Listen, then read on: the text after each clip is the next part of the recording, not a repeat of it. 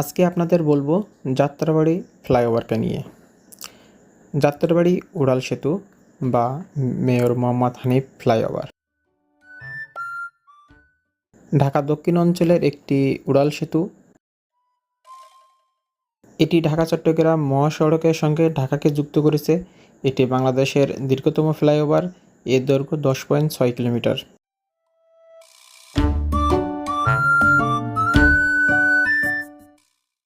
মূল ফ্লাইওভারটির দৈর্ঘ্য 4.1 কিলোমিটার এবং সংযোগকারী সড়কের দৈর্ঘ্য 6.2 কিলোমিটার।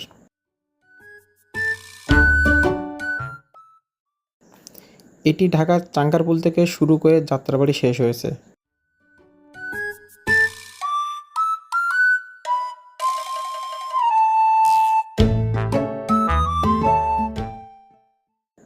ফ্লাইওভারটি 4 লেনের এবং সংযোগকারী সড়কগুলো 2 লেনের।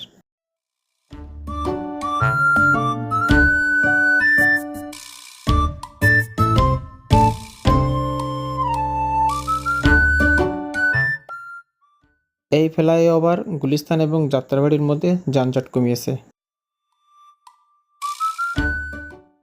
মেয়র মোহাম্মদ হানিফ ফ্লাইওভারের নকশা করছে গাটার সেতু। টোটাল দৈর্ঘ্য 11.8 কিলোমিটার। নির্মাণকারী প্রতিষ্ঠান ওরিয়েন্ট লিমিটেড।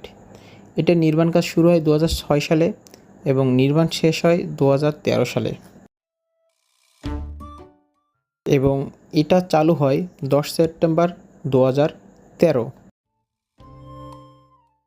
4 লেন বিশিষ্ট এই উড়াল সেতুর 6টি প্রবেশ এবং 7টি বেরোনোর পথ সহ মোট 13টি ওঠানামার পথ রয়েছে।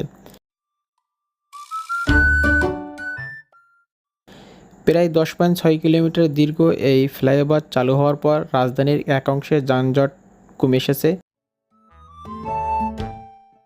পাবলিক প্রাইভেট পার্টনারশিপ পদ্ধতি নির্মিত দেশের প্রথম ফ্লাইওভার। দীর্ঘতম এই ফ্লাইওভার যানবাহনে প্রবেশের সময় কোনো টোল দিতে হবে না। বের হওয়ার পথে টোলের নির্ধারিত স্থানে টোল দিতে হবে, তবে জনসাধারণের প্রবেশের কোনো বাধা থাকবে না। টোলও দিতে হবে না। যানবাহন অনুযায়ী নির্ধারিত টোলের হার।